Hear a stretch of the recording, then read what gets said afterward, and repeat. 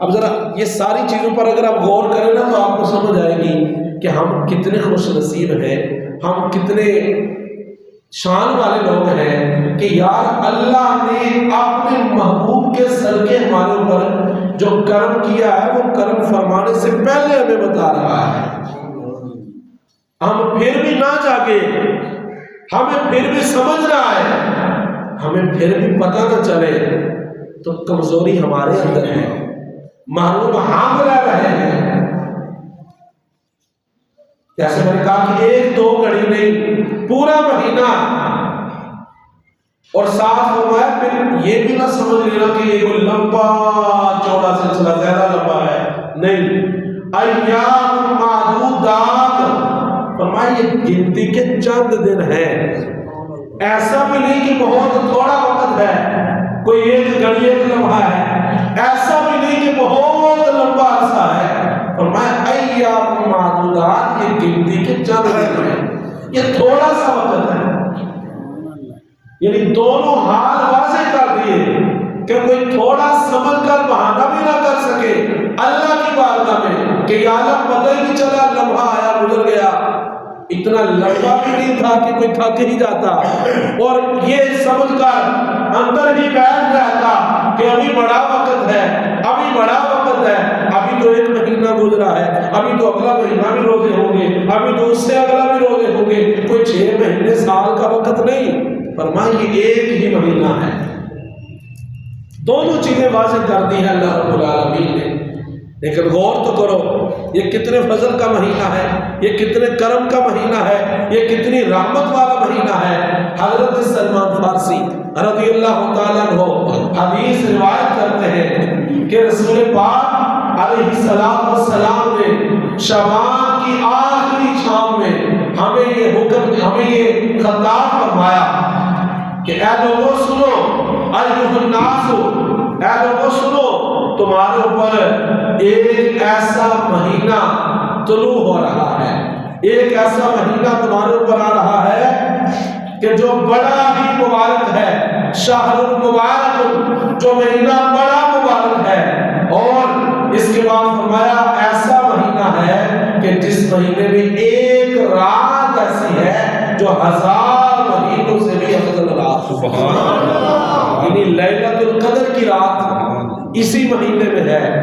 تو فرمایا اس ایک مہینہ میں ایک رات ایسی ہے کہ جو 1000 مہینوں سے بھی افضل ترین رات ہے، اس ایک رات میں عبادت کرو گے تو تمہیں 1000 مہینہ عبادت کرنے کا ثواب عطا کیا جائے گا۔ پھر نبی اکرم علیہ السلام نے ارشاد فرمایا اس مہینے کے دن کے روزے تمہارے اوپر فرض کیے گئے ہیں، اس مہینے کے دن کے روزے تمہارے اوپر فرض کیے گئے ہیں، اور اس کی راتوں میں قیام کو ثواب کا ذریعہ بنایا گیا ہے کہ اس کی راتوں میں قیام کرو گے، نماز تراویح میں رب کا قرآن سنو گے، تو فرمایا ایک ایک گھڑی پر تمہیں ثواب اور اجر عطا کیا جائے گا۔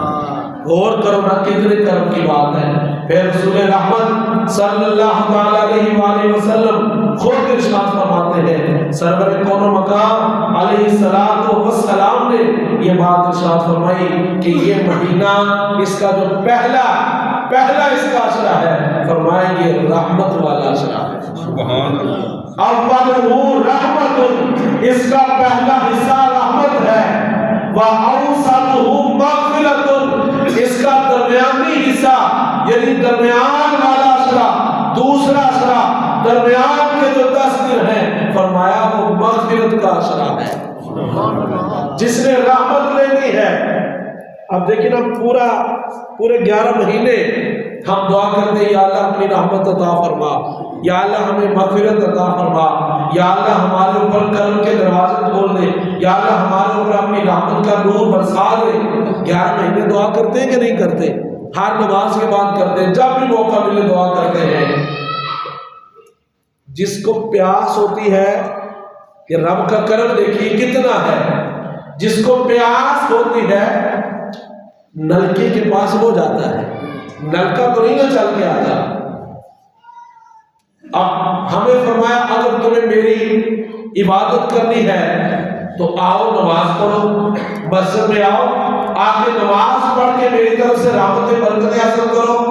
اور تم نے عمرہ کرنا ہے، حج کرنا ہے، آؤ کعبۃ اللہ شریف میں، حرم کعبہ میں آؤ، آ کے طواف کرو، تمہیں عمرے اور حج کا ثواب دیا جائے گا۔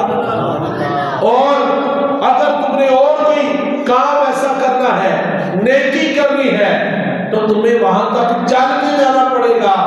لیکن رب کا کرم تو دیکھیے نا کہ رمضان کی برکتیں حاصل کرنے کے لیے ہمیں چل کے کہیں نہیں جانا پڑ رہا۔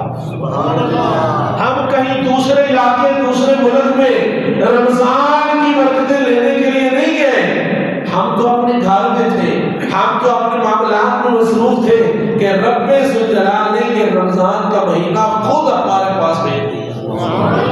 یہ رب کا کرم نہیں یار، تو اور کیا ہے؟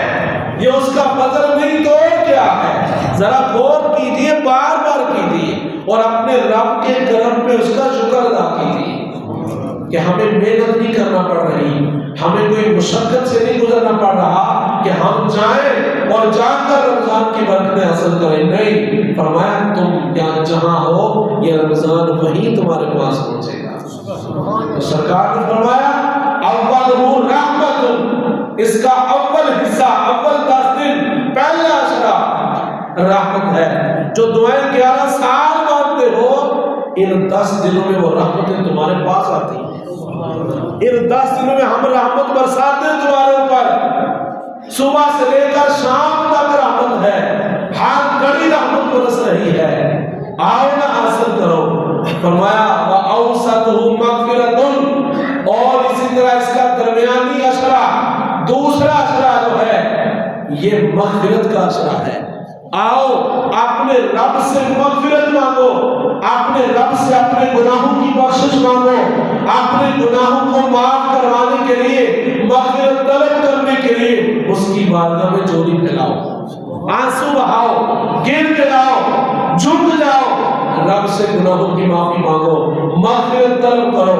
فرمایا 11 مہینے جو کام کرتے ہو، اس مہینے میں میری طرف سے مغفرت تمہارے پاس آ گئی۔ تم اپنی جولیاں پھیلا لو، میں مغفرت کے پیمانے عطا کر دوں گا۔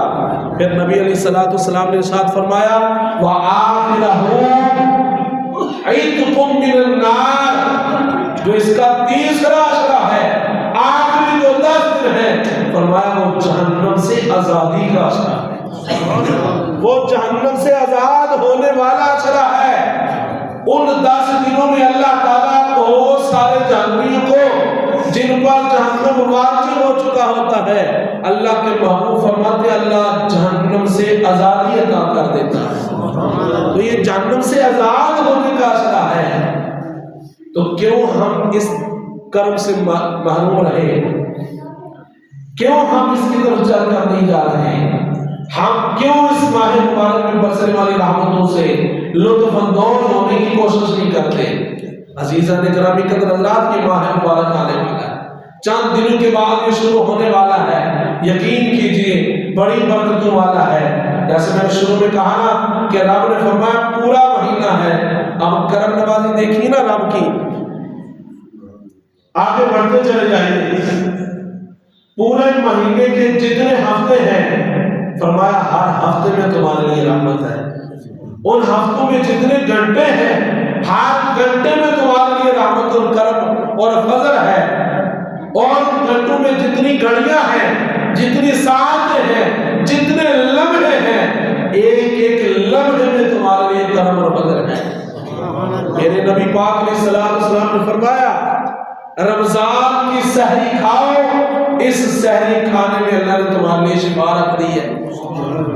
ایک کام ہوتا ہے نا جس کا فائدہ کسی کو ہوتا ہے، ہم کسی کام کے لیے جاتے ہیں تو اس کا فائدہ کسی اور کو ہوتا ہے، ہماری اپنی ذات کو کم ہوتا ہے یا نہیں ہوتا، دوسرے کو زیادہ ہوتا ہے۔